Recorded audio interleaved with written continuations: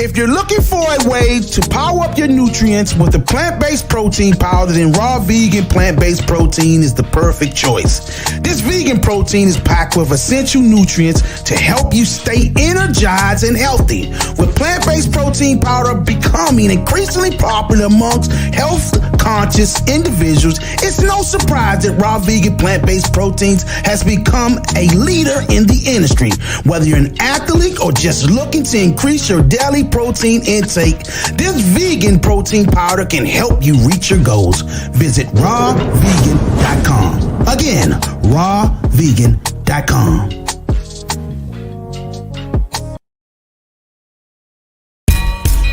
He's on the ropes.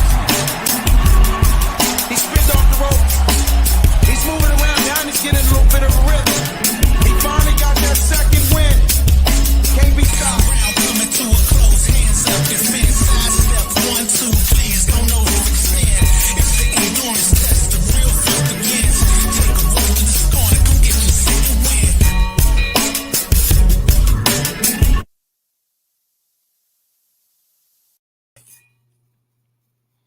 Welcome to the Second Win Boxing Media. I'm your host, Rashid Hammond, and alongside... It's your boy, Caesar Fantastic. Well, today, ladies and gentlemen, we have a very special guest in the building. We have with us the very own former Potomac Valley Association president, also one of the most funniest dudes in PVA history, man. we have no other than our brother, Ricky Womack. How's it going, brother? I'm good. I just got to correct you with one thing. When I was the president, my name was El Presidente Ricky. Okay.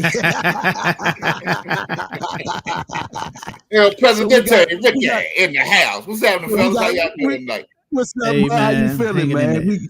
Well, I'm doing good, man. I'm really, really excited about what we get ready to talk about, what's getting ready to happen this week, and we're gonna talk about it. So I'm really excited. Man, it's an honor to have you on here, man. And for those that have been following the Second Win, if they're on here, they notice that you've been on a couple of shows with us, man. With we do the 2K. Basically, we just break down fighters' greatnesses and analyze them. This brother been doing a great job, and we had him on once, and then he been on I think 3 or 4 so far. So, and he'll be on this week. So but the overall thing is you have a very important event coming up, this 10th anniversary of him having showcased some of the great talent that's within this area. And we're not going to start into the event. We're going to start about the background of you, man. What from what I've heard you say, man, you were in the boxing world. Explain how you got involved into boxing and what gravitated you to getting into this world of boxing. Well, when I was a kid, I had some really good friends that we were little kids playing on the playground. Lily Watkins, and Mark Johnson, and my cousin Ernest Red. They all boxed. I played baseball, but I would go with them. We would play, and then every day around about 3 o'clock, they just take off running, and I'd run behind them, and they would run to the gym. So I would go up to the gym, and I would train a little bit, but I don't know how y'all like getting punched in the face. Hey, that's what I said, bro. I said the same thing, Joe. But look, I used to go up there, right? So I was working out. I was pretty cool at first. I was sparring different kids. I was doing all right. Man, one day they was getting ready for the Ohio State Fair. I'll never forget this. They get ready for the Ohio State Fair. He tell me spar Mark. Now me and Mark just finished playing on the playground. He probably about 10, 11. I'm about 12, 13. I'm a couple years older than Mark. Man, I get in that joint with Mark. I'm thinking we about to play a little bit, man. Mark got the skippity. I'm not doing it. Like that, I thought we was boys, man. I thought you was.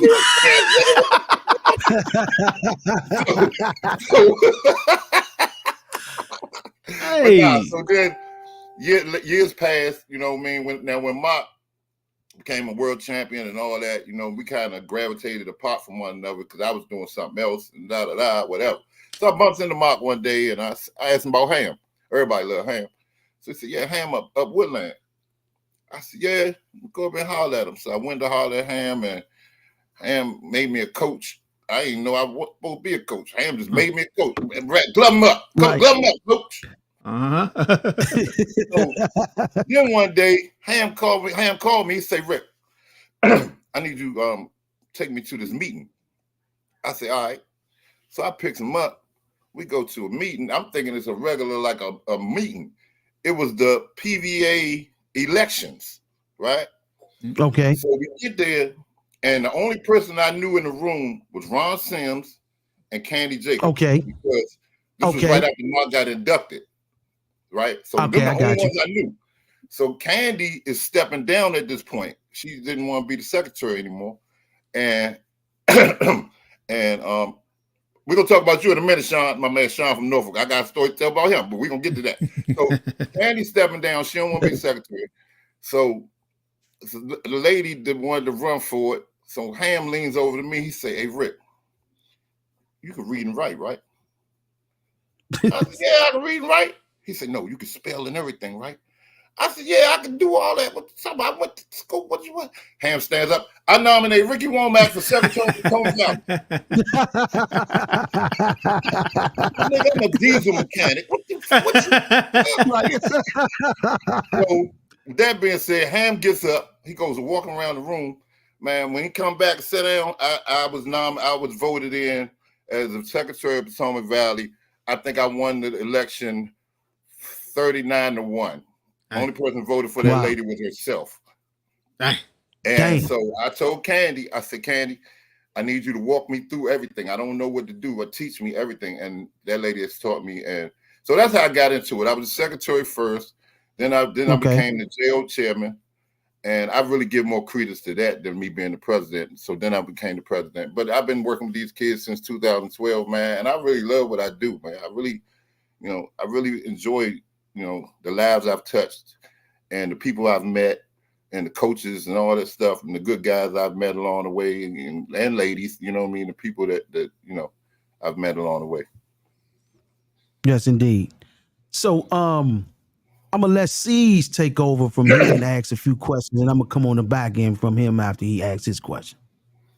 All right. I wanted to go right to the event. Like, tell people about the event. Tell the people about what's going on. Friday Night Fights, Inside the Gates, September the 1st, the 10th anniversary of the event, man. We've been doing this for 10 years, man. And I was shocked when I realized it was 10 years, man. But we do it down Berry Farms on the basketball court where Miles Rawls, my man Miles, has the summer league down there, the Goodman League, is the name of it. And one day I was sitting down there and I'm watching a basketball game, and I sit courtside, right? I sit right by I got, like, everybody got their same seats when you come down there. Everybody sit where they sit. So I'm sitting in my seat. I'm watching a basketball game, and all of a sudden I just zone out. And I put a ring in the middle of the court in my head. And I put the ring in the court. I'm looking at the lights and all the people. So after the game, I went to Miles and I said, Miles, I want to do this. He said, Rick, man, this ain't the first time I heard of this. He said, man, a lot of people didn't talk about they want to do something like that down here. He said, if you can pull it off, make it happen. He said, you can pick any Friday you want. And 10 years later, that's what's been going down, man. Miles be the ring announcer down there, man. You ain't never seen no funny shit like this in your life. Miles get a blow-by-blow, play-by-play while the kids fighting. It's entertaining. It's a lot of fun, man. We got DJ, my man 123, my man DJ Musa. He come down, he come through every year, man. It's a lot of fun. We make it fun. And we're gonna talk about that in a little while too. The spin that I put on amateur boxing, and I made it fun because it can be boring. Fights, being there for 13, 15 fights, you can get bored. But if you got a DJ and you got a funny little dude in there talking and blah, blah, blah, that's what I brought to it. So, yeah. Yeah, that's what's up, man.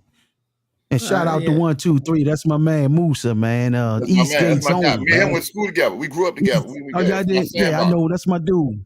Mhm. When I used to have RE up the fur, man. I used to bring him up there with RE and Listen Yeah. when I had them up there, man. Yes, indeed. My Good guy, dude. man. I keep him with me. He called me his supervisor because I don't do that without him. Right. Yeah, I'll do Good that dude, without him. man. So, how many matches, how many fights can people expect on? Right now I got like 18 scheduled, but they normally fall out, and I normally don't want no more than 10 to 15 because I want be able to have fun. I want the flow, and I don't want to rush through fights. So I'm looking for 10 to 15 bouts, man. It should be real cool. It should be a lot of fun. It should be, yeah. All right. I heard you say 10 years, man. What's that journey been like doing this for 10 years?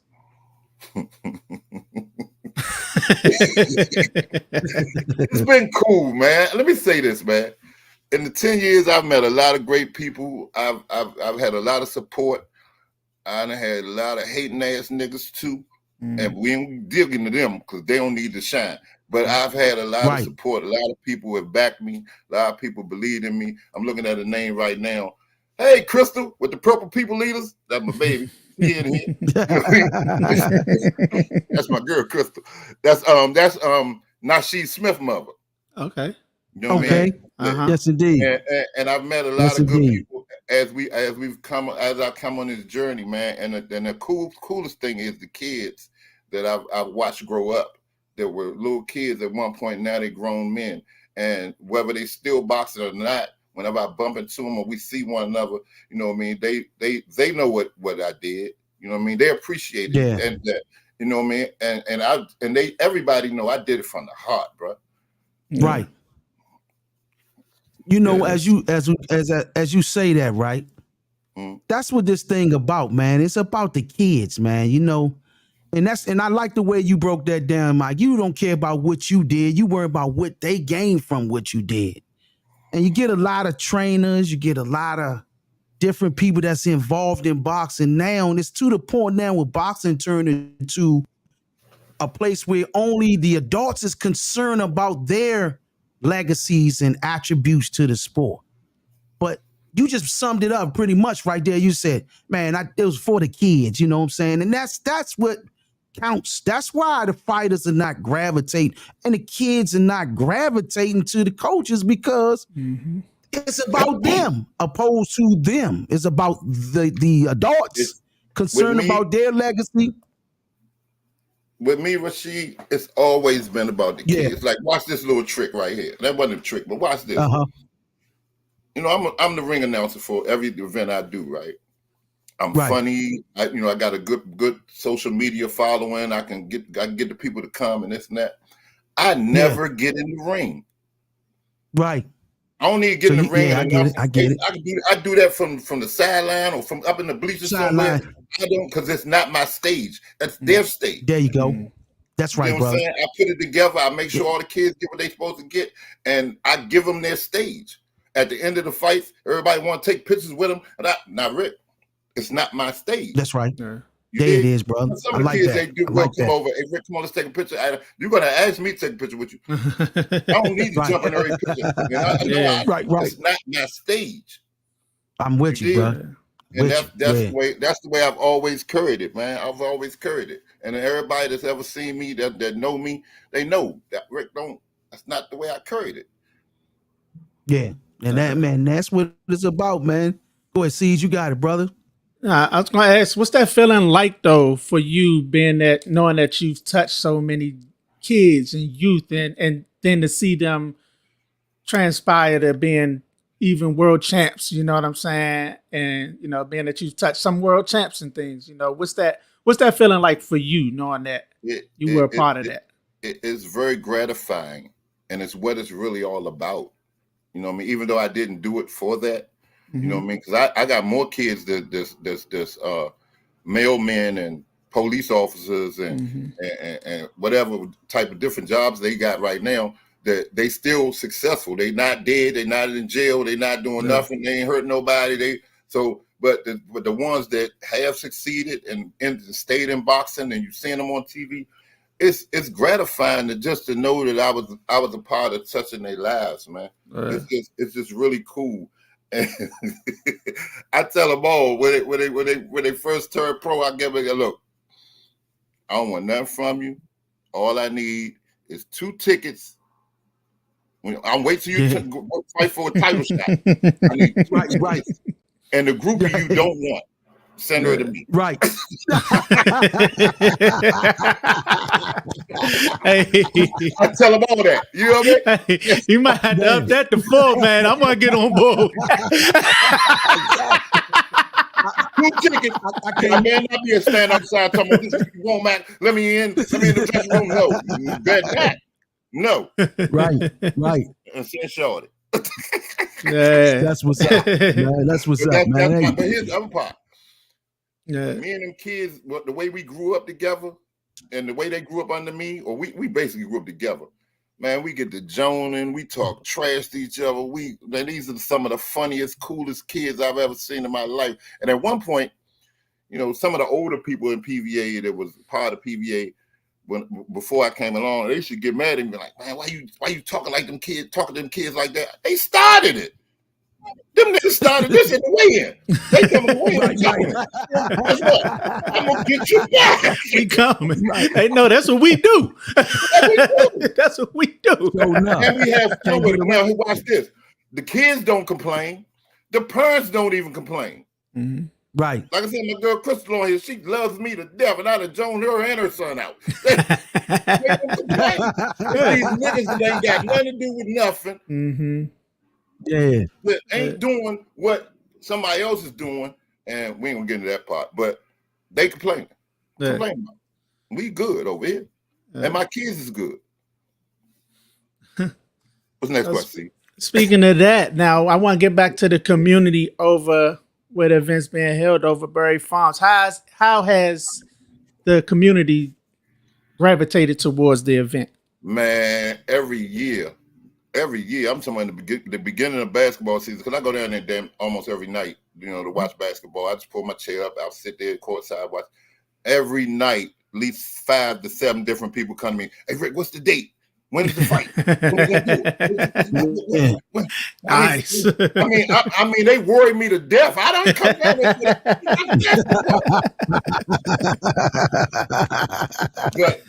But it's become such a pillar of our community. It's become something that everybody looks forward to every year, and it's cool. And I like that I only do it once a year, because if you do it too much, it get old. So if you're only doing it once a year, the people they look forward to it. And man, I'm telling you, I'm gonna tell you this on what you're saying, see, on what you're asking. Every year we get people from all over the country, right? Mm-hmm. And Google was a bad, they didn't Google Berry Farms. Uh-huh. They nervous about coming. Oh Lord, you mean I gotta go to the farm? Wait. The first year I did it, half the PVA officials was like, man, we ain't going down there. We got this. It's nothing. Right. And it's started coming now. They can't help. They can't wait. The officials can't wait now. Oh yeah. Out of town, like about at least 5 or 6 out of town. like my man, Sean down in Norfolk. He on here right now. They told me they said, okay, them Southeast people, man, they were so hospitable to us. Mm-hmm. You know what I mean? Yeah. We in the projects now. Yeah. We in the projects. Middle of yes, man. We in the alley. Hey. We in the alley in the projects. And they was like, man, excuse me. And they was like, man, Rick, man, listen, man. Man, the people were so nice to us. They were so hospitable. They showed us where to park the car. We came back with nobody broke in the car. Yeah. Hey, you good? Yeah. Dirk has never been crazy down the farms. Whenever there's anything going on during the summertime, there's nothing going on. Dirk Lampton wanted to know was it still I'm crazy. The guy on here, Mike Jackson. That's my man Sean from down Norfolk, and he's a really good friend of mine, man. And he's somebody I met through boxing like this. Okay. Yes, indeed. Mm-hmm. When I saw the guy pushing the deep fry out, I knew I was going to enjoy myself. That's what I'm talking about. It's a real live. You already know what time it is then, though. Yeah. It's all love. It's all love. Yes, y'all. What was you saying, she? I was saying, man, talk about the event. I mean, I remember watching you from afar, man, when I wasn't even involved with boxing for a long time, right? And I noticed you took the JOs and created a one-team movement, right? For the tournament, the Junior Olympic tournament. And you had them all training as one team. What made you come up with that concept, and what motivated you to bring the team, all the fighters from this area together and work as one elite team? All right, Sean, stick it in. Here come your story. So listen, I just had, like, when I first came aboard, and I wasn't going to nationals, but I would hear that, you know, Hammond boxing team and the Caesar fantastic boxing team, they don't fuck with each other when they go out of town. They sit right. Hammond sit over here and the Caesar sit over here, right? Right. So I sat down with Bobby. So I would, when they asked me to run the Junior Olympics, I went to the jail. I went to the Golden Glove registration, and I sat down with Bobby Magruder, and he got to tell me about the way he put together everything and the way he, you know, schedule everything and whatever, right? So the JOs was in Dallas that year. Okay. So I said, you know what? We started raising money. We can get to the raising money part later, but we started raising money and getting the money together for the kids to go. And I just said, man, listen, man, I done raised all this money. Everybody's going for free. But the only way y'all gonna have to work together. Because I ain't going down there for nothing. And yeah, Sean, I'm getting to the bus right now, Sean. Hold tight. Everybody got to work together. So what I did was we had a meeting with all the coaches. Once we figured out from the locals who was going to the regionals, we had a meeting. So I say, well, this is what we're gonna do. Tuesdays we're gonna meet at No Excuse. Thursdays we're gonna meet at Headbangers. And everybody gonna spar. We're gonna get our work in together. On Saturdays, we're gonna meet at Anacostia Park and go running. And if you don't come to the meeting, if you don't come to that, find your own way down there. Right. There you go. True bill. So they started coming. So we had, one of our fundraisers was, we got a bus to go to New York to see Lamont and Danny Garcia. So sold out the bus, blah, blah, after that. So now the regionals coming up. I called Barry Hunter, and him and Lamont rented a bus for me to take the kids down to Salisbury for the regionals. Nice. Okay. My man Sean, so the kids, so now I done got in touch with Madness. They everybody dressed alike, everybody look alike, everybody, you know what I mean? And I got some of the baddest kids in the country. These little jokers bad. And that's the other thing. Let me go back a little bit. The biggest reason I wanted to raise money for them, and I wanted to do it like that, because we always had some of the best kids in the country. But a lot of times the kids couldn't afford to go. Their mothers couldn't pay that money for them to go. You know what I'm saying? Or their coaches didn't have that bread to go. So I was able to, you know, get with some sponsors and get with some people and throw some shows and do some things and raise some money. Now, we get to Salisbury. So I went up there the night before, right? So next morning is the weigh-in. So I told the people in the weigh-in, make PVA last, because I know this bus full of kids is coming. Right? Yeah. The bus pull up. I get on the bus. I crack a couple jokes. Who farted on the bus? I smacked it at your feet. I crack a couple jokes. I play with the kid. Right. Then I shut it down. All right, listen here. We don't have no friends till Sunday. I'm gonna call your name. You're gonna line up. We're gonna walk through here. We're gonna walk in here. When you get in the weigh-in room, you're gonna say your name, where you from, how much you supposed to weigh, step on the scale, step off, get out of here. That's why we're gonna do it. Man, them little jokers, man, got in line and went marching through that hotel. I took them the long way. I took them past everybody. As soon as you start walking through, the lobby, you know, got a buzz. We walked through the lobby, got quiet. That's Stacey Selby. Oh shit, that goes Superman. Oh, Quincy here. Oh, that go that one. My man Sean told me later. He said, "Rick, y'all had it won when y'all got off that bus." Nice. He said that was so intimidating. We intimidated the whole region. And out of 37 slots, we took 21 to the Nationals. Nice. Ooh. Am I lying, Sean? That's what that unity do, man. And then we go to the Nationals and we win the national team trophy too. We won the regions and the Nationals. Wow. When was the last time did PVA win a regional or national team trophy for Junior Olympics? The year I stepped down. Damn. And they didn't do it before me and haven't done it after me. And because I'm not going to put too much. Well, I am, man. Somebody told me I need to pat myself on the back and tell the truth. Yeah, you do. Let me say this to you, man.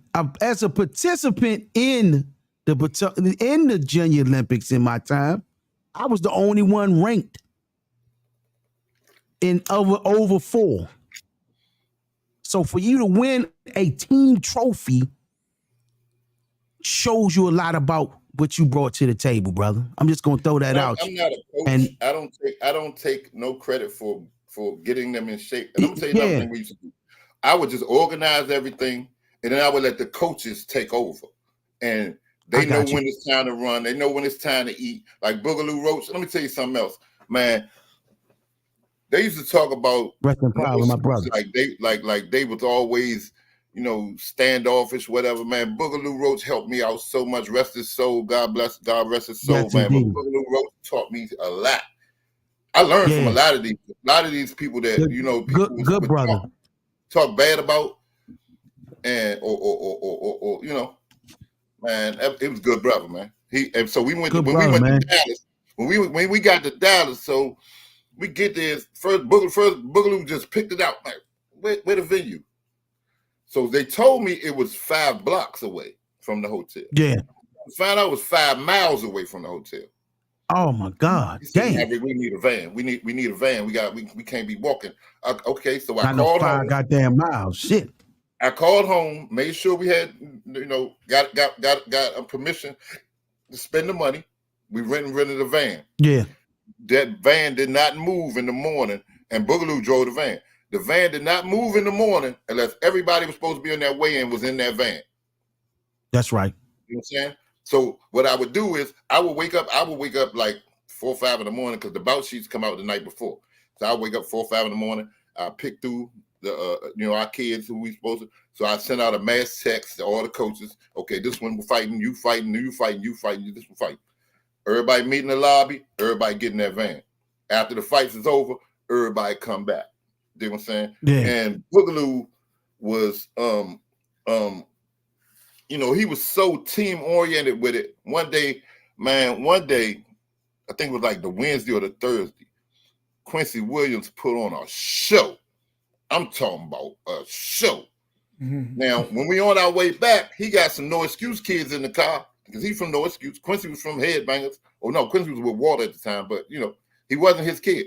Man, he praised Quincy, told everybody in that van, man, if y'all want to win this, y'all better get like Quincy. You know what I'm saying? It became a team. It became, you know what I'm saying? It became a unit. We became one unit. And they said, somebody told me they never seen us act like that before. And they ain't acted like that since I stepped down. Yeah. Wow. Yeah. And the power of unity, man, that's a special gift. I don't want to go religious on me, but the Honorable Elijah Muhammad said unity is black unity, and unity amongst us is like atomic bomb. So that's a powerful thing to see brothers come together. And that's what you brought to the table was the energy of unity. And it's a powerful thing, man. It's a beautiful thing to be able to bring a different group of fighters together and make one thing, one sound, and do that. I think whoever's on here listening that's a part of any boxing organization, any coaching, you might want to duplicate this bring back that teamship, bring back that unity, and let's Mm-hmm. win some championships again.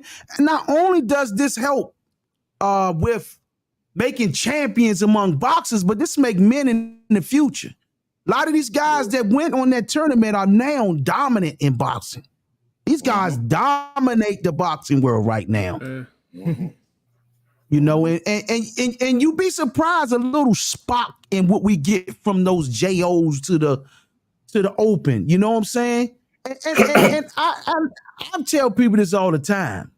Those JOs that win JOs most times win the open. Yeah. All they do is duplicate what they did as juniors going to the open, do the same thing. So, you know, for those that say, man, he was only, you know, he was a JO, but then when he go open, I guarantee he's going to dominate the same way he did as a JO. Because most of my friends, when they went open and us, it was dominance. They would beat all them dudes that we grew up with and looked up to. So, man, Rick, man, I watched you. I said, damn, man, this dude here's doing his thing, man, on the JO level. You know, you had all the, and moving them like that, man. That was a wonderful thing to see. Man, Rashid, let me tell you something. When I had that team, when I had them youngins, we had, I forget the number. We had like at least 14 kids in the top 10. We had another maybe 6 or 7 in the top 5 in the country. Right. You did. Well, they was, yeah. I had a mob. Yeah. I had a nice mob. And you know what I mean? And I thank God that, you know, I met them when I met them. Like I said, I never trained none of them. I just put them together. I just made them one unit. And they was a hell of a unit, man. Them little jokers, man. Lord. And then the other thing was they were known all over. They were famous. Right. When you walk to the Nationals and you go up in there, and man, I remember one time I was with one of the coaches from New Jersey. And his kid had to fight. I had a kid they used to call Little Whiskey.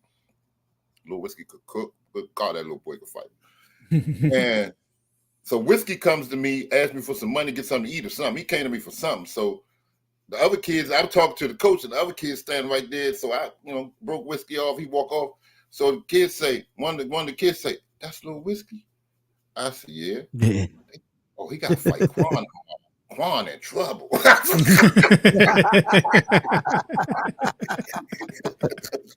Yes, it is, man. They was monsters. They was some little jokers. And they were the funniest little things, man. Hey, man, come on, let's ask me some more questions. We're going to tell some more stories in a minute. Okay. The state of the youth, as we talk about the youth, right? The state of the youth today. What's going on through DC, Maryland, Virginia, actually the whole entire country is going world, through. like, yeah, it's going through it everywhere. Form of crime rave or whatever. What can DC, PVA, and associates do now to gravitate and bring more young youth into boxing? What can we do to motivate the youth to be a part of something great that many of us have been saved by? Right now, as we're speaking on this podcast, I've been saved by this. You've been saved by this. C's been saved by this. We all have been saved by it in some form of relationship to it. What can we do to get the young youth involved in this thing again? Well, the main thing that needs to be done is, and I kind of halfway, I ain't gonna say I fought myself, but I'll take a little ownership in it. They need to bring boxing back and have more shows in town and do more things in the local area. You know what I mean? Like what I'm doing Friday and what Tottenham wanted to do Saturday, and you know, and what Candy Jacobs is doing on September 16th at the at the Dave Jacobs boxing tournament out there in Palmer Park Day. You know, it's just we just need to be more active and do more for these kids and throw more shows and bring, because here's the thing. Here's the thing. First year we did boxing down Berry Farms. Membership in PVA spiked. Well, I mean, we went from a couple hundred kids to a lot of hundred kids. And what happened was parents would come to me and be like, "Rick, man, I'm gonna get my son involved. Man, where's the local gym at? Where can I get him? Where you live? One lady told me I live in Woodland. I said, where? I live on Anger Place. I said, it's a gym right there in the rec center. Right there. Damn.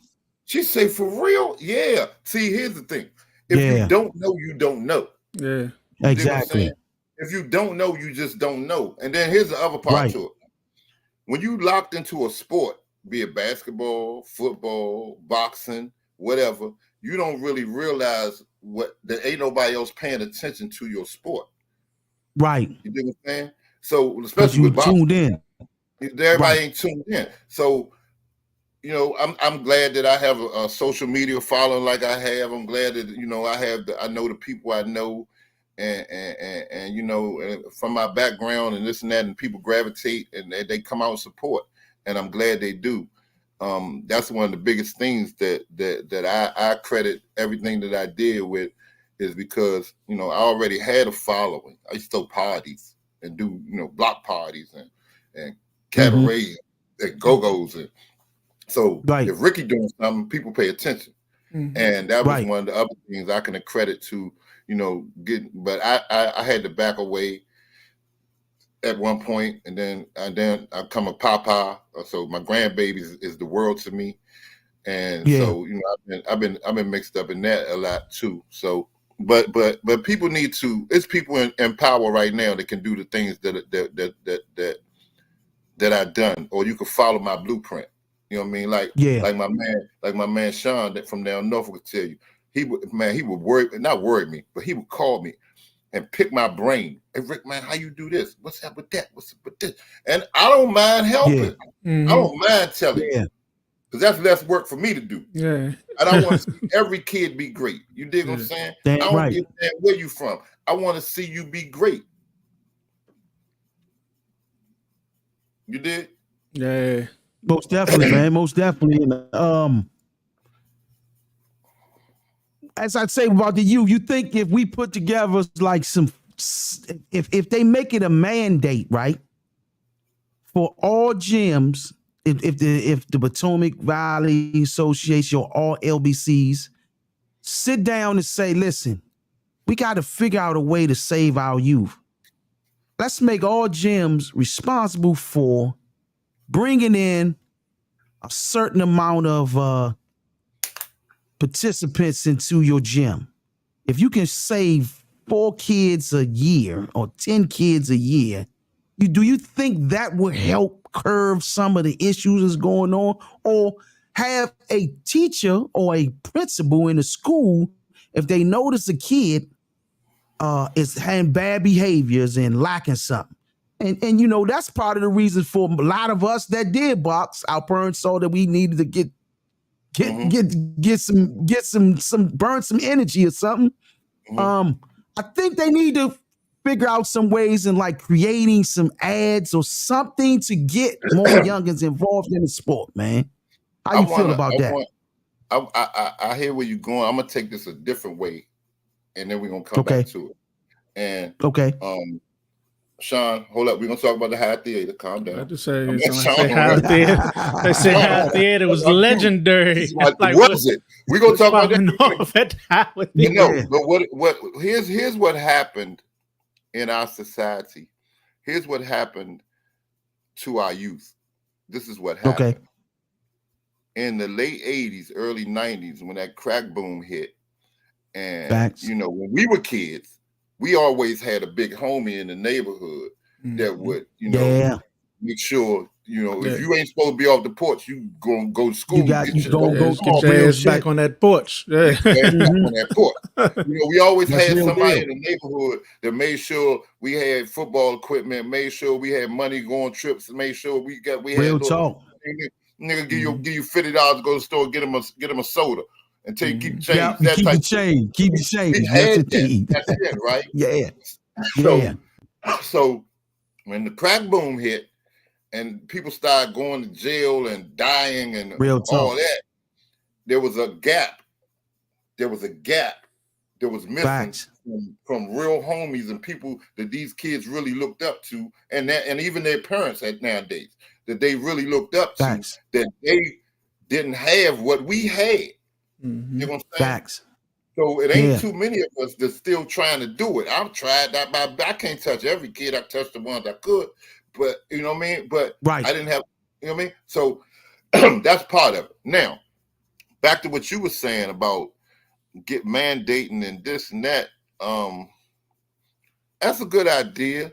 It really is. But as you know, there's a lot of people, and you said this earlier, there's a lot of people in this game that's in it for their damn self. Facts. I'm telling the truth. There's a lot of I people in agree this with game that's in it for their self. That's in I it to agree, say, brother. I got a boxing gym, and or they got a kid, and they think their kid like that, and then you won't. But then when he first get his first loss, or when he gets stopped in the pros, you never see. He don't speak to the kid no more. Never see him again. Yeah. Exactly. I've seen that shit, and it's terrible. Yeah. You dig what I'm It's saying? crazy. It is. It's crazy. So it's a lot of people in it. So if it was a way to mandate that, that would be a good idea. But there's nothing you can control when it comes to that. Like one time we tried to, when I was the president, we tried to mandate that each gym hold a boxing show. Right. That'd be nice. Everybody pick a smart idea. Pick a week and have a show. Idea. You know what I mean? We'll help you with the sanction. We'll help you with this. We'll help you with that. Whatever. Man, do you know how many gyms had a show? You know, back in the days when I was fighting, right? We used to the DC recreations used to have this thing called Fighting Under the Stars. Let me tell you something. I started boxing in 1991. In 1992, I had 40 fights. From fighting. It used to be every week. Listen, it used to be every week. It used to be every week at every recreation. There were fights. Boxing under the stars. And by the time I came back around the next year to fight in the tournament, I had so much experience. You'd thought I was fighting for 5 years. Because of all of the fights that was taking place back then with boxing under the stars. I don't know what happened to that. Like, man, you talk about Tiger Market, Langley Park. It used to be some fights over there off of 14th Street, Rex over there. We would fight at over there the other one. Each recreation had in Lincoln. We had fights, man. They'd be everywhere. Yeah, you I remember. fought. I realized that was the golden days of boxing too. So it's like that's sort of needed nowadays to raise young guys as boxing fans as well. Even if they're not fighting, they might go see their boy fighting or something like that. Then they get involved in the sport. Being that amateur programs and local boxing it's not as prominent, you see that the numbers in boxing fans start to dwindle through generations as well. You know what I'm saying? Yes, indeed. But then too, back then, you know, y'all had real live heroes in town. Like me and Rasheed talked about this earlier. Y'all had the Daryl Coleys and the Sugar Ray Leonards and the Mark Johnsons and the Chop Chops and the you know what I mean, and what's my main man name? Hold up, I can't forget my main man, the silky smooth Keith. Keith Holmes? Yeah, Keith Holmes. Oh, yeah. Rip Flex. My man Rip Flex. Keith Holmes. Y'all had somebody look up. Y'all had a lot of people to look up to back then. You know what I'm saying? Yeah. And the city had a lot of people to look up to. And it's nobody's fault at all. But you see, things like that go in cycles. So we got some new kids coming up that the other kids are going to be able to look up to. Man, they're gonna be that. Yeah, they are that. Some bad youngers coming up though. Especially around here, man. So it's gonna come back, man. It just takes for people like myself to do more. I take my beef. I need to do more. I need to come back out, man. You asked me, and you ain't the only one. People like Rick, man, you need to get back involved. I do. Yeah, I really do. I need to get out my head because it's a couple other reasons why I step back because you know what I mean. I got a temper problem and I don't like certain suckers and you get talking to me. Yeah, I'm here, man. I'm here. One of my reasons. I'd rather just walk away, but I shouldn't walk away because, like Candy The says, kids. it's like throwing the baby out with the bathwater. Yeah. Yeah, You know? that's real talk. Yeah, Shout out to that's- Candy. that's- I've known Candy for a long time, man. Shout out to Candy Since you Jacobs, brought man. Candy up, She's a pillar since you pillar brought of Candy up, PVA, man. A pillar. I don't know which way this conversation is going to go, but I cannot do this interview without saying, man, if it wasn't for Candy Jacobs, Tamara McKinney, Dr. Marilyn Corder, y'all wouldn't know me the way these kids know me or the way y'all know me. I get a lot of credit. Indeed. I get a lot of credit for the things that I've done and the shows we put on and the money that we've raised and the things that, but I just had an idea to do things. They knew how to put the plan together and make it work. I couldn't do nothing without them women. And Swanee, the one I gave the belt to the other day, you know what I mean? I had a team around me that really helped me and guided me. And not only that, you know, when Ricky right, they was my cheerleaders. When Ricky was wrong, they my big sisters and they got my ass together. Look, nigga, you can't wait a minute. You know what I'm saying? And that's real deal. Man, I got to give them their propers. Man, I love them so much. I know they watching because we've been texting back and forth before we got on here, but I just got to make sure everybody, the world knows, if it wasn't for them women, that, you know, and there was a lot of dudes that, you know, they was the messy ones. Yeah, I'm here. Niggas, they was messy as shit, and they were the ones like, Rick, just hang in there. You got this. We can do this. We can do this together. Blah blah blah. Yes, indeed. Tamara just spoke up, so did Candy. You know what I mean? They on here. Dr. Porter. You know what I mean? They're my hearts, man. They're my big sisters. Look, love my baby brother. See what I'm saying? They're my big sisters, man. And, yes, indeed. Yes, and without indeed. them, man, I couldn't do nothing. I take. Hey, babies. They're my babies. And they have an organization now called, let me tell this. I got to plug this. They have an organization now called HOGO. Heels off, gloves on. I call them the HOGO girls. And their organization is to raise money for, you know, kids to travel. Like the things that we used to do to raise that money for them kids to travel, right? Because they the ones that help me raise that money. So what they do is this. If you have a let's just say Raw Vegan, right? Okay. Raw Vegan needs if you got a company called Raw Vegan and Raw Vegan need to raise some money, doesn't that get in touch with them? They're gonna put you together a boxing show. You know, get you the venue, put it together for you, all that. And that's how you're gonna raise your money off that show. Okay. You know what I'm saying? We might have to set that up soon. For real. Let's set that up soon. Of course, they got to get a certain percentage for doing their work, but you're going to get some money that you didn't have. Mm-hmm. You know what I'm saying? So, yeah, they man, I'm so proud of them. I love what they doing. I thank God for them for helping me do everything I did. And they're my babies. And Tamara cried yes, indeed, now. Man. I made Tamara cry. Yeah, that. I mean, that's a wonderful thing, man, to have the support, man, and unity to do and make a cause better, greater than yourself, man. And I know Candy, man. I when I came back to my nephew had fought, he tried it out, right? My nephew tried it out, and Candy was like, you know, she came over and made me feel like I was back. You know what I'm saying? Like literally, like y'all good, you know, because she knew we ain't done it in so many years. But she was like, y'all good? You anything y'all need, and helped us out to the utmost, man.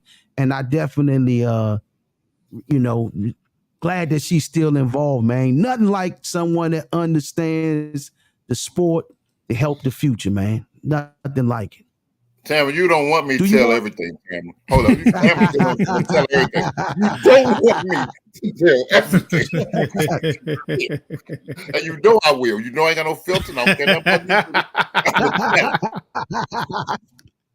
She's put the line number up. I do want to know about that legendary show, though. Howard Theater. Yes, indeed. All right. Let me tell that one. Y'all call in too, Candy. There go the phone number right there. Tamara, give me a call, baby. 240-661-7647. Holler at your boy. That's just you. That's everybody. Rush the phone lines. First one get through. 240-661-7647. Holler at your boy, man. You know, y'all know I like to talk. Y'all know I like to talk, right? So, all right, let's talk about that, man. The Howard Theater, man. And we get ready to do that again. Me and Candy working on, and Tamara, we working on something, man. We're gonna try to do it again, but I came up with the idea for that pretty much the same way I came up with the idea for Berry Farms. My man Kurt Bone had a Thanksgiving party. Somebody's calling. We got us one calling in now. Hold on 1 second. Ricky Womack phone calls. Welcome to the Second Win Boxing Media.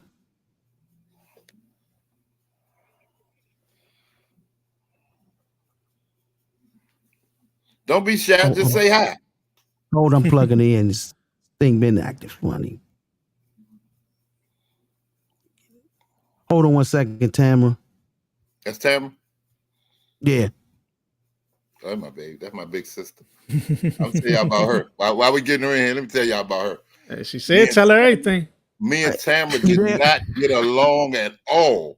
When I first came to PVA, we was fire and water. We was oil and water. We did not get along. Tamara, you there? Can you hear us? Oh, it's still not. What's going on? We sat down one day. We sat on the steps up Upshur, and we had a heart-to-heart conversation. And I just let her understand who I am, and she made me understand how things are supposed to work. Because, you know, I want to do my own thing. I want to do what the fuck I want. Say something, Tamara. You get the tap? I'm gonna have to put on the speakerphone. This thing. Yeah, go ahead. I'm sorry, my board is acting crazy. Sean was just on it earlier. Yeah, we can hear. They can hear you. Okay. There she go. Is Ricky still talking? Yeah, he's still. Nope, I'm waiting on you, boo. He's waiting, listening for you. Well, I just really want to say that I love Ricky. I love his energy. I love his passion that he brought to this sport. And I also want to thank my partner, Candy, because she's an awesome woman. And like you stated, her knowledge is impeccable. Her integrity is impeccable, but her knowledge is, oh my God, she reminds me of a, how to say, an elephant remembers everything. Candy remembers everything. She doesn't have to go to a book to look it up. She doesn't have to Google it. She remembers statistics. She remembers fights. I mean, she didn't know that she was my mentor for quite a while. I was sitting on the sidelines watching her and learning from her. And at first, I wasn't sure whether we would ever connect, but now she feels like a sister to me, and I just appreciate her so much. I do. And anybody that, yes, darling. I was just telling a story about how me and you couldn't,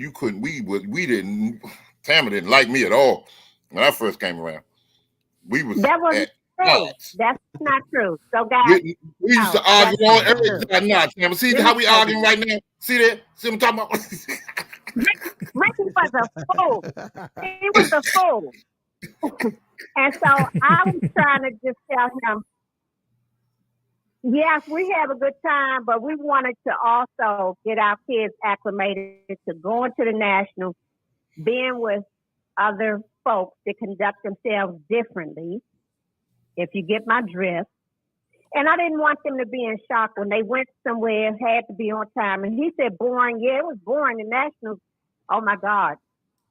The commentators, all of that was boring, yes. And I said, it's okay to have fun, but just tone it down sometimes. He would be joning on everybody that mom and grandma.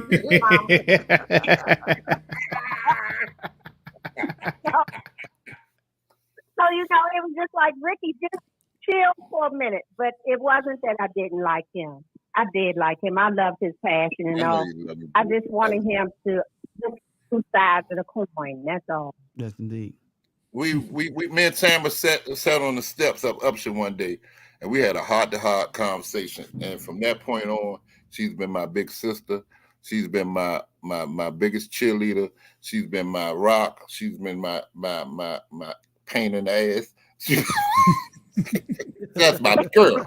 You know what I mean? But she get me right though. And then, like I said before, if I'm right, Ricky, you right. If I'm wrong, Rick, go somewhere and sit your little silly ass down. That's my baby Tamara. Thanks for calling, sweetheart. Yeah, well, I love you, and anything you need from us, you know you got it. Okay, cool. Hey, my man, thank you, baby. I'm gonna try to get my man Sean on the phone because I know he got something to talk about.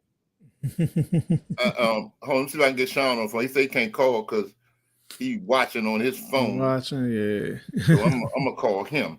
See if we can make this happen. Can y'all hear this? Yeah. Yeah, we can hear. Sean, you're on Second Win Boxing Media with Ricky Womack. What's happening? What's up? I see. Can y'all hear him? Yeah. Okay. All I got to say, man, hey, I done learned a lot from Rick. I think I was watching Rick, paying attention to his moves and how he was doing things. I liked it. And I was paying attention before he even knew it. And one day, me and him was just talking on the phone, and I just like, hey, Rick, you know, I be watching you, man. You know, and I was able to tell him a lot of the things that I had seen him do. And I was able to pattern myself after him when it comes to putting on shows also down here in our area. But Rick, you got to tell them about that legendary Howard dinner. I'm gonna finish it. Oh, matter of fact, I'm trying to watch you on the phone. I can tell. It was so legendary. But hold on, let me go back. Go ahead. Nah, I'm listening. Now, I don't know if you remember how we first met. Rick had this show, and I brought some kids up from down our area, right? I brought some big names, right? I bring them up, right? The location changed a couple times. Well, we're like, all right, it's a show. We're going to do it. But the show started, and my kids keep getting pushed back. And he like, no, let me get this person on first. I think I had one person. Matter of fact, I had one person. I think it was Keon Davis. I went to, what was the lady name? Miss... It was Tamara. She just got on the phone. Yeah. It was yeah. I think the voice something. I went over to her. I said, can I get my books back? And I remember her and another lady was like, where you going? I'm like, nah, we done. We gone. got on I was so mad, got on the road, came back to Norfolk, caught a ticket for speeding. Ain't no cars on the road, man, with me and the police officer, state trooper. For real, I fly straight past him. You know, but I told him, I was upset. But after that, Rick had hit me up, and we just, we've been cool ever since. Ever since. Hey, Rashid, nigga tell me, man, I gotta go all the way back to Norfolk. Man, I'm gonna get my fight. I said, I got niggas here from Ohio, from Rhode Island. That's way further than Norfolk. You need to. You can sleep on my couch, nigga. Now, you gotta understand this part, too. You also gotta understand it's the heat of the moment. You know what I mean? I got this show going on. I got all this shit. Everybody wants to get pushed up. What the hell? Yeah. Hold on. Wait a minute. Yeah. But, nah, this is my little brother, man. Sean, my little brother, man. I swear. Man, look, I went down Norfolk one time. He called me one time. He said, Rick, I'm having a show. I want you to come host the show. All right. I said, what time the show start? He said, 3:00. I said, I'll be there at 2:55. He said, huh? Yeah. All I need is the bout sheet and the microphone. Oh, man. Man, I walk in that joint. I got you a hotel, one of them, didn't Yeah, that's what you had to give me the hotel. I checked in the hotel first because that was my pay. I don't want no money. Just give me somewhere to stay. And, I'm going to do this for y'all. Okay. So I check in the hotel. Boom.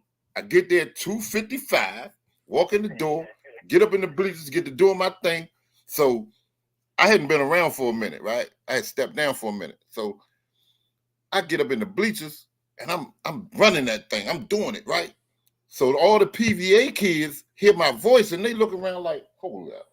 I know this voice. There's one family with Scooter. Scooter come up there and find me. Boom. What's up, Rick, man? Man, how you been? Boy, I ain't seen you in about a year. What's up? Man, it was some hating ass niggas from PVA. They run around telling the people, man, get him off the mic. We don't fuck with him no more. They say, man, leave Ricky alone. Ricky is in a zone right now. And I would. Yeah. We had, hey, Sean. I'm here. Remember, so they had a DJ, right? So what was the song? The song. We had the kids dance. Yeah. I had a dance contest. I stopped the whole show. Riding on the horse or whatever that song the kids had a dance to, right? So when they played it, I'm looking around, I'm watching the kids everybody doing the same little dance, right? So I said, all right, here we go. I called about 5, 6 kids in the ring. I walked around the ring and collected money from everybody around the ring. Give me $2. Give me $5. Give me $2. Collected some money. They was getting ready to go back to school, right, Sean? Yeah. We had the dance contest for 5 kids. Nobody won. Everybody got $20. Nice. Wow. That's great. That's what's You up. know what I'm saying? Hell yeah. That's the little dumb shit I do. You know what I mean? Yeah. You're right on time though. That's what's up. One thing about it, it's original. That's why a lot of what he do, you know, people may try to duplicate it, and you know, ain't nothing wrong with trying to duplicate something if it's good.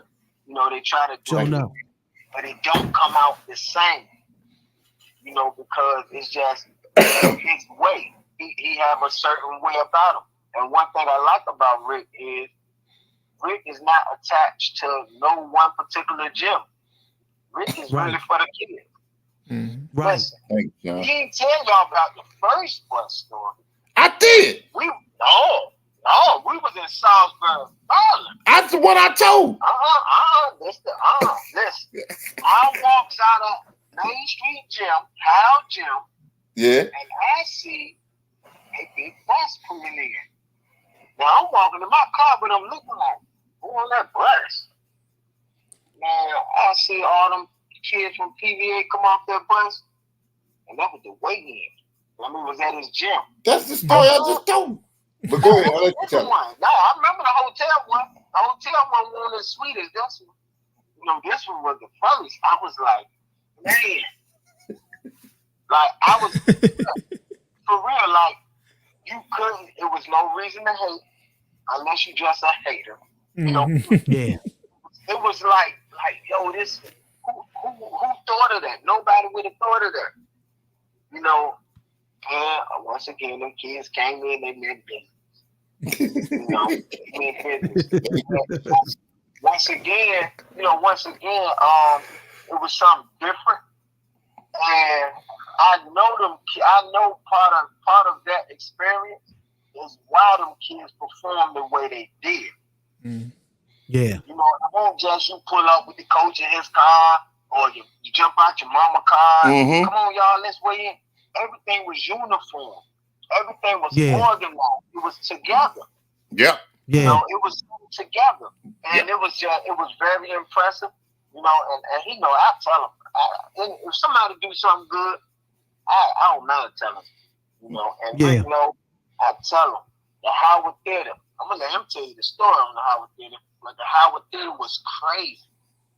It was crazy. I only used to have one complaint about Rick. I used to bring this one kid up there, right? And Rick always wanted to be in the end. And I'm like, Rick. Because he can boogie. Back home, But you say the best for last. You can boogie.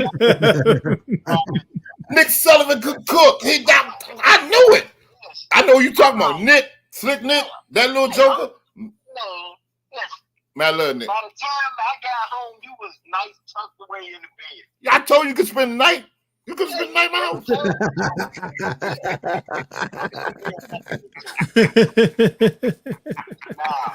Hey, Sean, man, I love you, boy. Hey, this is my guy. That's my little brother, man. And these are the type of friendships that I've made since I've been in amateur boxing. I didn't know this guy 10 years ago. Never met him. Didn't know nothing about him. You know what I mean? But once we met and we, pushing these kids and doing what we do, man, this is a really good friend of mine, man. And you know something else funny? I'm going to get off here. I'm going to let Rick tell the stories after this. But something else, It's coaches, cool coaches up in PVA. Everybody knew me for being more like standoffish, kind of like to myself, got myself in the cut, not really talking. But for some reason, like I say, me and Rick just clicked and been cool like that ever since. I'm talking about we call each other out the blue for nothing. Right. Yeah, out the blue for nothing. Yeah. You know? Yeah. All right, Sean, I love you, boy, man. Appreciate you, brother. Trey, Too Sharp, you know, he didn't introduce me to some good people, great guys, man, great people. But go ahead, Rick. Yes, you indeed, man. love you. All right, Thank man. God for letting me be on the show. Appreciate Thank you, man. brother. Hey, man. Appreciate you coming on. So, tell me about some of your national experience. That we're going to those national, man. We talk about this a lot off air, man. Give me some of your national experience and what was one of your greatest moments taking the team to the nationals. Do you know Candy just texted me and told me to tell this story that I'm about to tell y'all right now? This thing rolling. Let me get Candy on the phone. Let's get this thing rolling. You jokers are on point. Call in, Candy. Oh, let me get Candy. Now, tell her call through here so it can be a little more louder, so it can because it Okay, sounds hold on, distorted coming through that side. Yeah.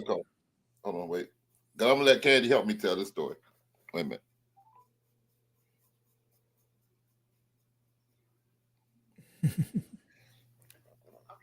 Candy Jacobs, yeah, call in. We need you right now. Come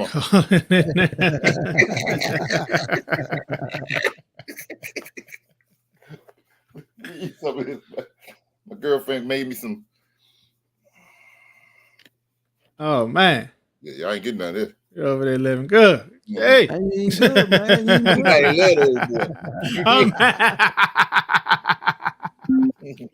Somebody love old boy. Somebody love the old boy. Hey, Candy. Oh, hold on 1 second. Let me get you on this. Dude, I don't know why I do that. It was just connected, man. It just connected. It's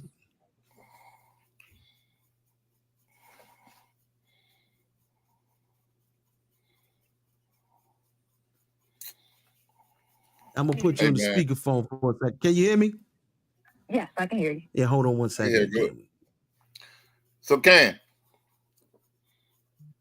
Jake. Yes. So the question was, what's one of my most memorable experiences from going to the Nationals? And you just texted me 3 minutes ago, reminded me to tell the story about our most memorable experience going to the Nationals. So we in Dallas one year. We take the kids to Dallas. We flew them out there. You know, we ate madness down. Everybody looked good. So my room was over top of the swimming pool. So after the first day, I look out my window. I would go and I would just gaze out my window. Plus, we had a good view of the city and all that good stuff, right?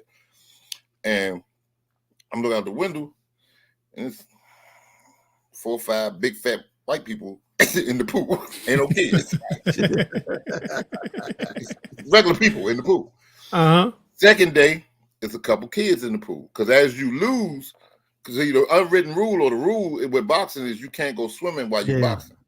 So as they losing, the pool starts to fill. So after the last day, and we go up in there, and before the last day, I think was it the night before, Candy? Was it the night before before the finals when the kids got caught upstairs? Yes, it was the night before. It was the night before. So we had some kids that got caught like on the 20th floor, and they was just looking out the window at the city. They wasn't doing nothing wrong. They was out a little late, but they wasn't really doing nothing wrong. So they got caught because they didn't run. So I asked kids like, what happened? They said we didn't run because we didn't think we did nothing wrong. So we had to have a meeting the next day with USA Boxing, and they talking about suspending them. I'm like, we ain't suspending nothing. They ain't do nothing wrong. They just wanted to see the city. They never been here before. You dig what I'm saying? So we got that all scheduled, all settled. We got that squared away. Man, that day we won the national team trophy, all that. So I said, Candy, we gotta do something for these kids. She said, well, what you want to do? I said, man, let's have a pool party. And so the whole swimming pool, the whole USA Boxing in the swimming pool. Well, not the whole, but there's a bunch of kids in the pool. So we found a place that had these 30-inch pizzas. And I mean 30 inches. Like a tire. Imagine a 30-inch tire rim. You seen 22s. Yeah. Imagine a 30. Yeah, 30. Yeah, Yeah, right, it's God crazy. dang. We went and bought about 7 30s. Yeah, it was Gee. called Serious. It was called Serious Pizza. Wow. Serious That's pizza. how these Yeah. pizzas were. Wow. Huge. It was serious. And they were serious. God dang, even the bought about pizza's big 7 in Texas. God. We bought about 7 of them, all different types. Candy and them went and got some sodas and some waters and this and that, right? Candy thought to buy a pizza cutter, bless her heart, because we needed it. Because the slices we feed the PVA kids first, right? We called them down because some of them was in their hotel rooms. We called them all down. We fed our kids. When we started serving that pizza, the water in the pool stopped moving. You know what I'm saying? The water in the pool stopped. All the kids Right, was like, that's true. what the hell? What the what? I go over to the pool. I said, y'all little jokers hungry? Yeah, coach. All right, the line starts here. The first one I see running, gonna have to get in the back of the line. The little jokers formed the orderly line, and we fed the whole pool. Nice. And that's one of my most memorable. I'm gonna tell you why it's so memorable. We went to New York a few years later, right? Up there for a fight at the Barclays Center. And a kid came to me and he was like, "Ain't you Ricky Womack?" I said, "Yeah." He said, "Man, I remember when you threw that pool party down in Dallas, man. How you doing it?" He told me his name and all that, but he remembered it. Yeah. Wow. Yeah. You know what I mean? Yeah. He remembered that. And that's what's cool about what we do. Mhm. We make memories. Memories, yeah. Right. Right, Ken? Touching Right. lives, yeah. Right. That's true. I'm And you like don't that. even realize it at the time. You just you're being yourself. You're Mhm. being, I mean, and me being involved with amateur boxing, I always go back to all of us at some point, everyone within the sound of my voice has been, as an adult now, has been at least 12 years old at some point in their life. Right. And there were always adults in the room that made sure they either had a safe gym to play in, whether it was a teacher, it was always someone that was around that made sure that you had some sort of outlet, that they made sure everybody was okay. And that's what I carry with me. Yeah. I carry that part with me. And with that, it just makes it so much easier to just continue to give back because somebody was giving back when we were young. Right. There was somebody giving back.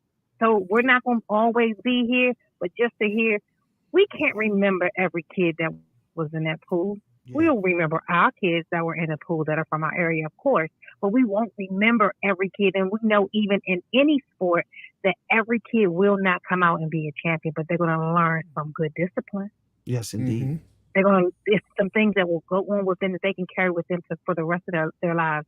They can be the best parents that they possibly can be and be able to expose their kids to safe things. I mean, Rashid, your dad trained you. Yeah. You know, so look at what you passed on to your children and whatever their interests were. Yeah. You know, so it's just a matter of being the beacon of light to shine as bright as it can do. But to hear a kid that says, "Hey, you're Ricky Womack. Right. You had that pizza party." We'll remember the pizza party, but we won't remember every face that was there. But then it's like, oh, wow, we really did do that. And it was just like, Yeah.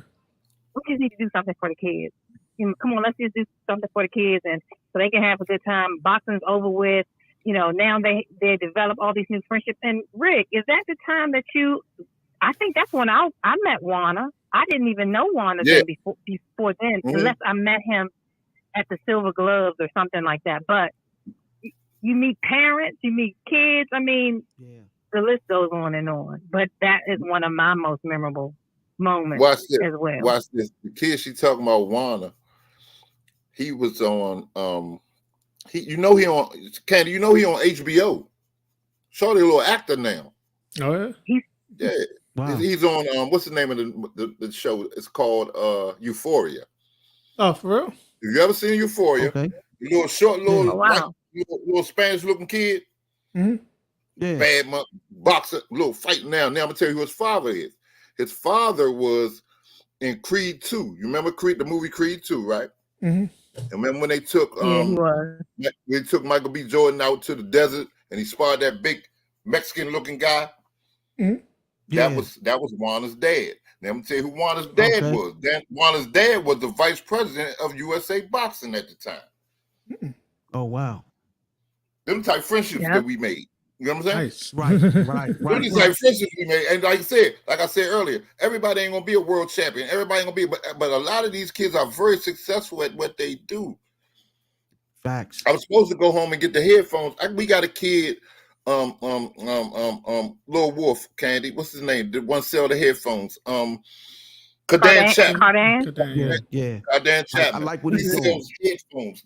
I mean, some really good quality headphones with the little mic. I was supposed to went and got them, and I Yeah. was going to do that tonight. Shout out to Tell Kenichi him Bear. We Yeah. got another kid that does art. God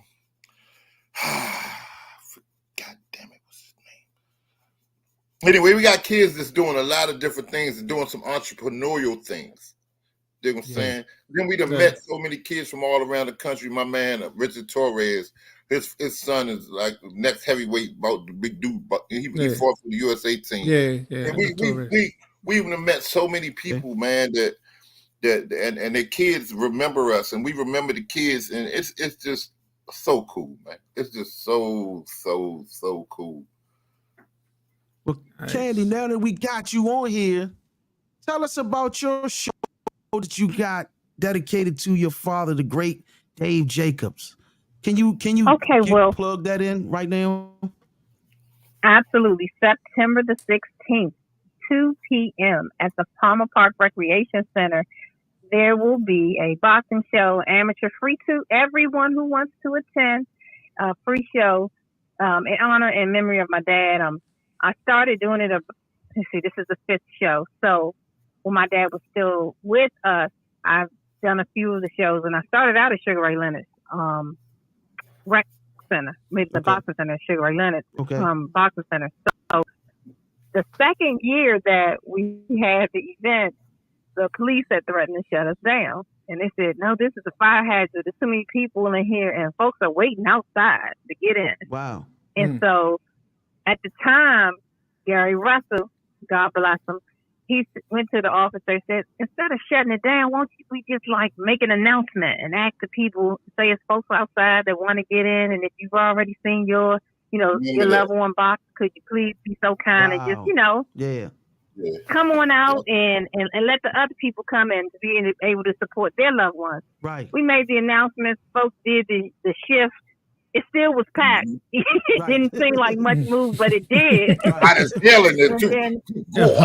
From this, right, it was very hot. And so from that point, it was like, this event is just it's too much. They can't hold us. So now we are across the street at the recreation center, across the street where my dad started the boxing program at the rec center. Oh my God, in the late 60s. And they didn't even have boxing rings. They had a speed bag, a heavy bag, and tape in the floor. Wow. That was it. Wow. Yeah. So that's the event, September 16th, first bell at 2 p.m. Come on out and support. We definitely be in the building, Nice. Candy. You know, You sound like you've been taking some Ricky Womack notes. You sound like me making that announcement there. Yes, indeed. Candy, you definitely know how I feel about your father, man. He helped out with us. Oh yeah. With boxing up Hillcrest, we had him every day for like 8 years. So it was a wonderful thing. I thought it was like like we were cheating because we had one of the greats right there with us, giving us that knowledge every day. And he would lend his pros. I would spar a lot of his fighters, and he would work my corner sometimes. So I definitely learned a lot from your father, man, coming up in the boxing game, and he used to teach my father a lot of stuff to add to his knowledge and make him a better trainer. So I look forward to being there on that day as well, man. I thank you both for doing what you guys do. Seem like a team that's definitely making things happen, I man. couldn't For do it real. without her, Wow. bro. I swear to God, I could Wow. not do it without We're Candy. Man. trying. Hey, Candy. Yes, indeed. Hey, Candy. Uh-huh. You say all that good stuff about your dad. And cook with cold grease. Yes. Oh, you can't cook with cold grease. That's a fact. You Yeah, can't. cook with You Yes. can't. Come on now. It got to be hot. It got to be hot. Got to If be you don't hot. know that, you don't know Dave. If you don't know that, you don't know Exactly. Dave. You don't know that, you don't know Dave. Candy, I Yes, love you, indeed. baby. Absolutely. Thank you for calling in. Thank you for everything you've done for me in my life. Thank God that I knew you. Candy, my brother Tim, knew each other before I met Candy, but anyway, we can get to that later. That's a whole nother story. But anyway, thank you, Candy. As we tell the Hyde story, man. You're welcome. You're welcome. You can help me Thank with you for that. calling 'Cause in. here's the story about, All right. Sean said, talk about the Howard, Thank right? you for calling in, Candy. Appreciate Thank it. you, baby. Where we at? No, you got it, brother. Okay, so as I was going to tell before, Candy and Tamara, my big sisters, man, in boxing, man, those are my big sisters. Those are my rocks. They my backbones. You know what I'm saying? They're my So anyway, I came to them about the idea. We try to raise money to go to Dallas. Mhm. So I go to Kurt Bone had a party at the High Theater. So I'm sitting in the balcony watching Rare Essence, and I did what I did like down at Berry Farm. I just zoned out, and I put a ring in the middle of the dance floor, and I'm like, this will be hot. Mm-hmm. This will happen. So I called Candy, called Tamara, let them know what I'm trying to do. So me and Candy go up there, meet with the lady. So the lady first she talking about crazy numbers, 10,000 or some shit, just to rent the venue. I'm like, listen, baby. Mm-hmm. I said, listen, baby.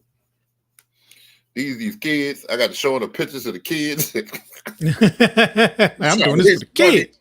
This for the Right. kids, boy. Hey, look at these little jokers. I got to show the kids. Right. Hey, you know what? I'll call you back. She called me back about 2-3 days later, sent me a contract. We got the building for $2,500. Nice. 10,000 Wow. to 25, That's nice. right? Nice. That's nice. So Candy and Tamara came up with the idea to put together some sponsorship packages. So what we did was what they did, because I was bucking the whole sponsorship. I'm like, man, all we need to do is get the money. We don't need all this extra. The door gonna make it. It's the Howard. I don't give a fuck about all. Nah, Rick. Nah, listen. So I listened. So they did things like, for $250, you get 2 tickets and your name on the belt. For $500, you get 2 tickets and you might get your name on the screen and your name on everything was your name on the belt, right? But then you go from the screen and it went up to like $2,500. You get your name in the ring, you get this, that, right? The day the Howard Theater opened, we was up $3,000 before the door opened. All off sponsorship. Without selling one ticket. All off of sponsorship. We was up $3,000. And that came from them, right? Wow. At the end of the night, me and Tamara and Miss Katrina, who used to be the treasurer at the time, and Candy sat in a Lincoln in the alley up 7th and counted about $9,000. Hey. Wow. In the alley Damn. at 1 a.m. Damn. Wow. Through the door. We counting door money now. That's dope. That's just dope money. That's door money. We up 12,000. Count this 9. We already got 3. We good. Yeah. You know what I'm saying? And that was a big show, and it was very classy. I'm gonna tell you something else about that show, and this is why Sean want me to tell it. What we did was, like I said, we had so many sponsors, so many people helped us pay for it. We had like PVA fighters. Every PVA fighter fought somebody from out of town, right? Okay. So we got everybody hotel rooms that Thursday night. The fight was on a Friday. So Thursday night, everybody get a hotel room. You know how the weigh-ins be, Rashid. You know, they trickle in when they want to. Nah. Yeah. Give you this hotel room. Everybody has to be at the Howard Theater at 10 a.m. Okay. We had a pro-style weigh-in. We had a mock weigh-in where we're taking pictures, all that, right? Okay. Okay. So you call your name, Rashid Hammond. Okay, Rashid's 190 pounds. Okay, I like that. He's fantastic. You step up 190.1. Okay. Then they go back to the regular end. But before that, you do the face-off, all that. Oh, damn. Y'all really doing, getting them ready, man. That's I'm right. going to tell you what the coolest shit, I'm going to tell you what the funniest, coolest thing was about that whole thing. You ain't never in your life seen 2 55-pounders face off and Yeah.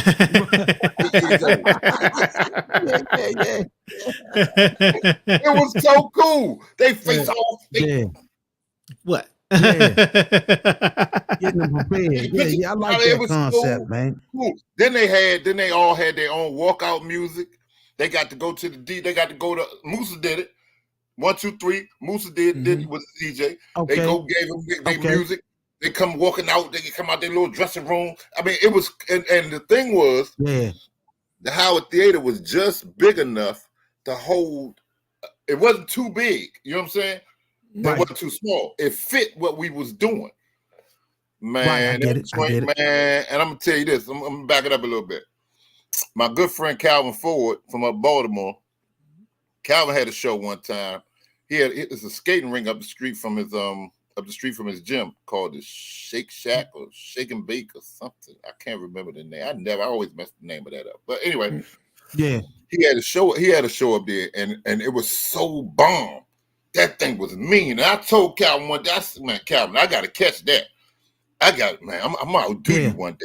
Oh, man, that thing, man, you my inspiration. And he was my inspiration, right? Yeah. And I used to always tell him, man, Calvin came down into that joint, man. He say, Rick, man, you got me.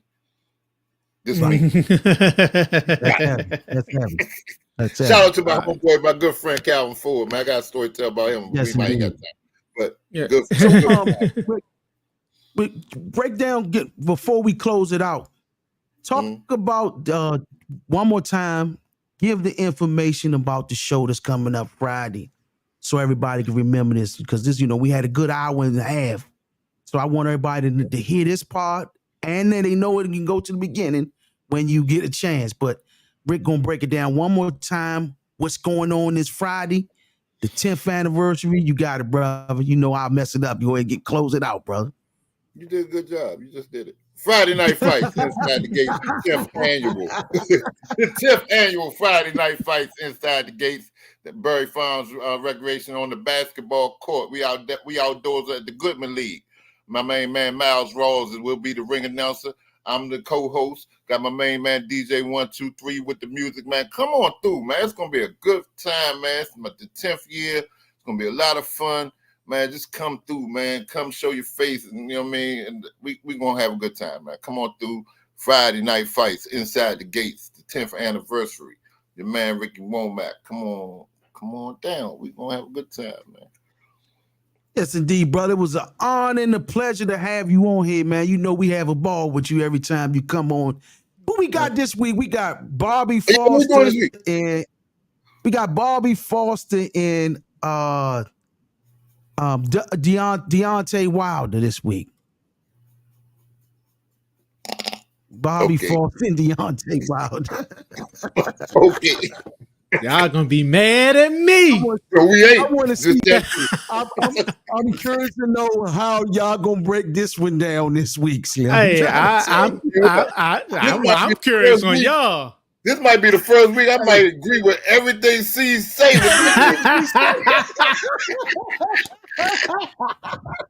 Hey man, let me say this, man. I appreciate y'all for having me. I thank y'all for having me, man. Give me the platform, man. Like I said, man, it's a lot of history. It's a lot of things that we've done, and everything has been for the kids, man. Everything I've always done has been for the kids. I get nothing out of this, man. Nothing financially. And that's the way I want it. That's the way I was taught to do it. That's where Candy and Tamara and everybody taught me to do it. Shout out to my godmother, Dr. Corder, who I gotta tell y'all this part. Wait, before we go. When we was raising that money to go out for when I first became the jail coordinator, Dr. Merlin Corder was the ringside doctor for amateur boxing. There was another guy too, but she was one of them. So when I went to her and I told her what I was trying to do and try to raise the money, what I was trying to do, she said, Ricky, listen, whenever you have a show that's a fundraiser for them kids, you don't have to pay me a dime. That's my donation back to you. Wow. I said, ooh. So at that point, I was renting a house from her as well. She had some real estate. So when we got ready to go to the Nationals, I called her to give her my rent money. She said, ain't you going out of town this week? I said, yeah. She said, keep that money. Make sure them kids eat. So that pizza party money, some of that pizza party money came from her. She said, that's what's up. And just bring me back the change.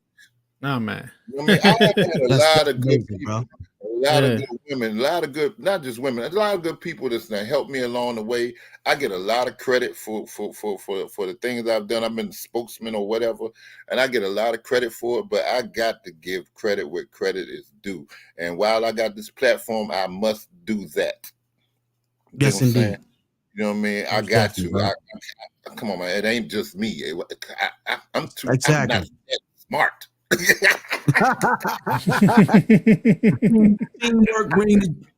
Teamwork is the dream work, man. It's a good thing to have a team. Yes, so I had to give her a shout out too, man. I had to get that out. But yeah, so see y'all Thursday. You say Bobby Foster and the statue. Say the statue. Oh man, that's funny, you might not like me for other reasons than like I got to hit him. He got a few good ratings though. He got a couple that's gonna be good. Got a couple that ain't. You know, we gonna see. Yeah, I was thinking about that one though. I was thinking about that one last week. I was like, I wonder how they gonna do with Wilder, cause. That's why I intentionally picked that for that. I was saying, hold on, we're gonna have to go dig deep. We're gonna have to really analyze this guy again and see what we can find great. And really, we got this going. This is the test of what we know, and how far we gonna go, or how low some of this shit. How low you gonna go? Yeah, because I might be the only one ever gave it 60 so far, 60 something. You know, I'm not. No, I got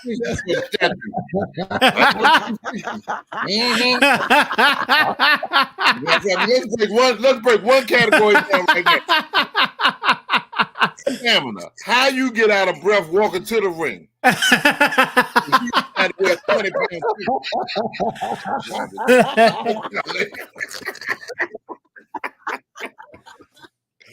That one ain't gonna be great. Thank you. Man, hey, Ricky, it was an honor, a pleasure as always, man. I see y'all on Thursday, but also listen in. On next Tuesday, we got the great Simon Brown on Tuesday at 8 o'clock. I'm going to get him at 8 p.m. So we got Simon Brown at 8 p.m. I've interviewed all the world champions but him and Maurice Blocker. Those are the last two I had to get out of all the DMV world champions. I got the rest of them, and I'm glad to get Simon Brown on here this Tuesday coming up. So tune in at 8 p.m. It has to be a little early because it's only available time. So 8 p.m. we'll have the great Simon Brown on the Second Win Boxing Media, which will cross over to the DMV Boxing DMV podcast. Those in the know, DMV Boxing Boxing podcast is the second rating boxing history podcast in the country. If you Google top rated boxing history podcast, DMV Boxing Legends come in number 2. So it's a great platform. We going for number 1. We overcrossed a couple of Hall of Famers. When you're looking at rankings, you get a chance. So we back on here on Thursday. Brother Ricky will be on there. We'll have Dawu on there as well. And we going to We gonna break this thing down, man. Ladies and gentlemen, we had the great Ricky Womack, the second win boxing media. Peace. Peace. If you're looking for a way to power up your nutrients with a plant-based protein powder, then raw vegan plant-based protein is the perfect choice. This vegan protein is packed with essential nutrients to help you stay energized and healthy. With plant-based protein powder becoming increasingly popular amongst health-conscious individuals, it's no surprise that raw vegan plant-based proteins has become a leader in the industry. Whether you're an athlete or just looking to increase your daily protein intake, this vegan protein powder can help you reach your goals. Visit rawvegan.com. Again, rawvegan.com.